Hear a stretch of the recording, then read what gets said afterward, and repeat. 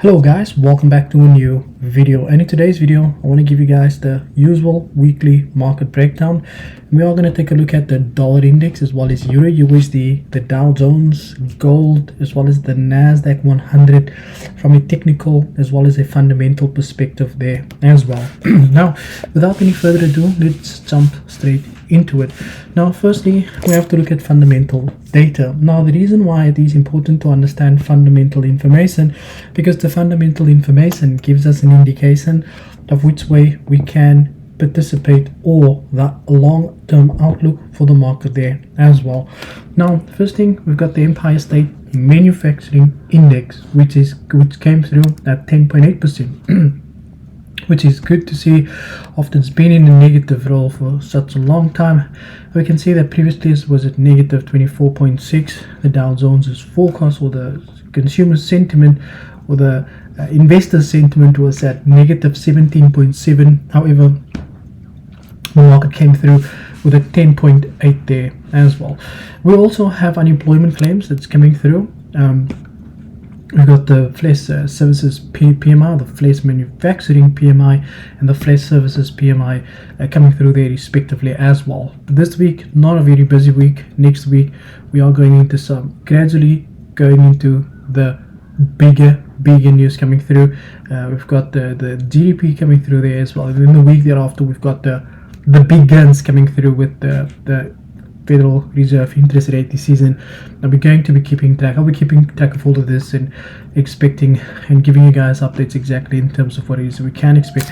In other news, Apple has just launched savings account with a 4.5% interest rates per year. Now, on Monday, which is today, Apple said its card savings account is now available to users with 4.15% annual percentage yield.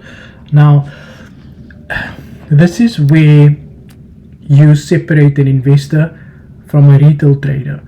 Now, a retail trader aims for 100% per day. An investor would see 4.15% per year as feasible. Now, let's continue. It says here, Apple launched on Monday its card savings at the 4.15% per annual yield, which is what you will get. The S&P 500 does about just over 5%. It also said it requires no minimum deposit or balance, Apple said, and users can set up an account from the wallet app on their iPhones, which is very interesting. Hopefully, I need to check it out to see if it's available for everybody. But if you're an Apple fan, let me know in the comments below if you will be making use of this, because I think this would be something quite feasible to put some money aside that you would obviously make from the market, and for the rest of you from just selling stuff that doesn't exist. Next up, headline from CNBC once again says here, the S&P 500 is flat like a Fiat to start the week as earnings season gained steam. Now, we know that, not we know, but they are telling us that it is earnings season, basically where big companies that is listed on the S&P 500 is coming out this week to give us an indication of how their businesses are doing. Are they doing good? Are they doing bad?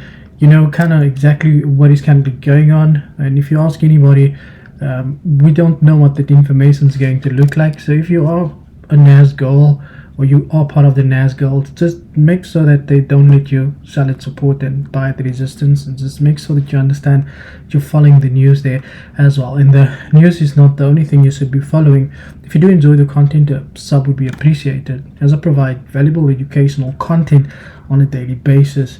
Now, it says here stocks were mostly flat on Monday, okay, as traders poured over the latest batch of corporate earning results, looking for clues on the health of corporate America. Basically what that statement means is how the corporate world is doing in America. Now, basically, because it's been through a lot. If you guys remember, high inflation, high interest rates, dropping jobs report. So starting to see if the people are still making money while the feds are putting people in debt to be able to not spend money. It says here there is a tug of war. If you don't know what a tug of war is, you've probably watched that movie where they put everyone into a game.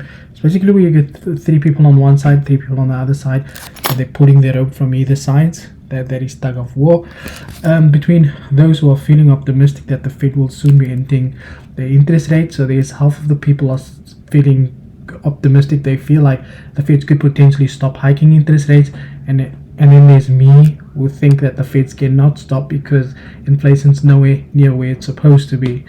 And then with those who believe the Fed will be forced to raise interest rates longer because the economy is not in a sense surrendering, said Sam. I could say that also. Like, I can tell people that stuff also. Like, the only difference is I'm unemployed. So we got the earnings seasons this week. Please make sure that you are careful. But in any case, that makes room for the dollar to continue this move to the upside. Now, if you remember the last breakdown I did, I said we anticipate that pullback to that level. The market now broke above that. We're now coming to this level over there. I do anticipate a pullback, basic price action that's taking place over here. What we have over here is we got a market that had broken above this level over here. Now, this level acted as a level of support. Market broke below support, and once support gets broken, it becomes not an order block, not order flow, it becomes a resistance. Now resistance got broken. Now the market's back to test previous support as resistance. Now what we do want to see is we do want to see that the 0.382 is lining up perfectly with this structure. Now we have a massive impulse. After the impulse, we expect a correction, and if you take your Fibonacci from the low to the high, you can see we've got a 61.8 pullback that's lining up perfectly with this level over here. I do anticipate the index to maybe, just hear me out, maybe continue higher. Alternatively, I do expect a U-turn, and then from there we could potentially monitor price action once again. But I do also maybe foresee the market print an inverted head and shoulders pattern. As you can see, the left shoulder has been created. We've got a head there. This could be potential. In order for that to happen, the market would need to do that because it needs to create an equal high or double top, both shoulders there on top there as well. And due to the bearish bias on the index, we expect the euro to gain some strength against the index in the short term there as well.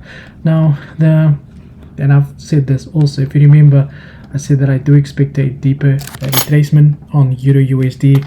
Euro USD, we have this massive impulse. We have that correction. It looks like a 61.8. And if you take the Fibonacci from the low to the high, now you can see the market is now sitting at the 61.8. I do expect a rejection from this level for a potential U-turn, because that's basically how the markets move. However, the market had now broken below an important structure here as well, so we have to be very careful here because we have this impulse to the downside. Then if we do get a 61.8 to that level, then we can definitely expect this move to the downside to continue. And if we take our Fibonacci from the high to the low, we do have a 50% pullback. I do expect the market to pull back to that level, and then from there we can start monitoring price action once again from there to decide if we want to go over and above or go lower. The one thing that's very interesting about trading, let's assume that you were a currency and you were trading against another currency. It's funny though that your failures could depend on someone else's successes. What that basically means is that if you were a currency, let's say your currency was called the euro and I was USD, you could look very good if I get weaker, and I could look very good if you get weaker. Like, how does that work? Who's gonna ask Africa is very bad, but that's because the dollar is doing good. No, that's because South Africa is doing bad. Now the dollar is looking good, but imagine the dollar is doing good. Like, look at how good the dollar is doing. Let's see where our country is now. Look at that. You see, look, we basically got faked here at the bottom, right? So I'm just gonna do that. So we had this market that was literally, I want to go right back there. Okay, we can see here. So we had this market that was stuck in the range, broke below that. Perfect price action, but that was obviously a fake out. The retail traders came in there. It's like, it's a choky, or I don't know what they call that, choky. Broke above that. So we're currently sitting at 18 rand and 28 cents per dollar. So we're gonna go look at the monthly candle. So let's see what's on the monthly. Maybe there's some hope. Wow, if we Like we're so far up the charts that we can't even see to the left anymore. So basically that is the high, and if you don't know, we back, this was pandemic. Yeah, we're back at pandemic levels. Yeah, we're back in 2020, and it's not even COVID. In any case, we've got the Dow Jones. Yeah, the Dow Jones is just created an equal high. Dow Jones hasn't given us much movement. The market is still stuck within this daily consolidation. Then on the monthly time frame, we go on the daily. What do we have now from a daily perspective? Again, the bias is to the upside, right? Because there is some order flow and order balance. No, there's just some move to the upside for the market to go and hit this previous level where investors had sold from, which is called resistance, and not jockey and blocky. But in any case, as reactors, as you see what you guys are doing, so as traders, we have to be reactive and not predictive. The market basically, you can go on to lower time frames. The price action is not looking too fancy, right? If we go for our you see here, so from our perspective, we are still bullish, right? We still have more room to the upside. So I will go with saying, bullish for the stock market. We already came back to test that level. I will go and I'll say we're gonna take this, we're gonna move to the upside from here as well. Next up, we've got gold, also a buy. Yeah, knew it. So gold printed an impulse. Gold also wanted to print a correction. Gold broke above this strong level of resistance that became support. Now gold was once gold, that massive move. Headlines read, gold is now bullish. What is going on with the dollar? Well, in this case, we have an impulse. After an impulse, you expect a correction, and if you take your Fibonacci from the high to the low, what do you see? You see the 61.8 lining up perfectly with the left shoulder. And as technical analysis teaches us, when the market prints a left shoulder, doesn't have to be equal to the right shoulder, but lower than the previous middle high, higher high, and lower low. But in any case, prints a right shoulder. It doesn't have to be equal, but if it lines up with the 61.8 and we get a pullback to that level, then the dump is about to start here once again. It's not called a dump, it's just how the market moves. Taking stop losses in. So we're going to go with that because that's the structure. That is the level of resistance got broken, became support. Support did not hold. When support gets broken, it becomes resistance there. Once again, I do expect the market to continue higher, print a head and shoulders pattern, and then from there, again, we should be going into interest rate decision by the time the market gets there. So if you're thinking you're sitting there, you're about to type a resignation letter to your boss because you wanted to quit your job because you're going to buy gold, I'd suggest you don't press send as yet. Next up, we've got everyone's favorite, which is the Nasdaq. Now, if you've been paying attention to the video, you'd have heard me say in the beginning that we got earnings season.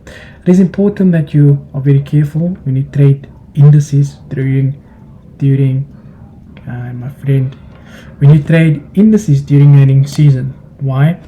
Well, I'll tell you why. Because why? The market becomes very volatile when earnings reports are released. Think of it in this way: your parents, when you brought home your grade 1 certificate and you failed, you came through with the earnings report, they were upset. You made them upset because you failed grade 1, maybe, or grade 2, or grade 3, grade 4, whatever the case is. So these reports are being released, but I'll tell you what I see, right? There's still some move to the upside for the Nasdaq. This was 2020, and we've not gotten back to the pre-pandemic levels there as well. However, I do still expect the market to clear, then move to the upside, and then continue lower. I feel like we've been moving sideways. If you look back, right, then if you're probably part of the NAS guys, you probably sold and bought the other whole time, right? You were probably still wrong also, but yes, you could do that, but then the report comes out and says no, and so it's best to be reactive and not predictive, right? So here are the probability setups, and you guys know I do this normally when we've got news that comes through. Then we have to wait for a break of this consolidation, aka the lollipop. Does that sound familiar to anyone? If you don't know, you've probably never watched The Biggest Loser. Any case, that is all from my side. Guys, I want to say thank you for your time. Have a beautiful day, and as always, cheers for years.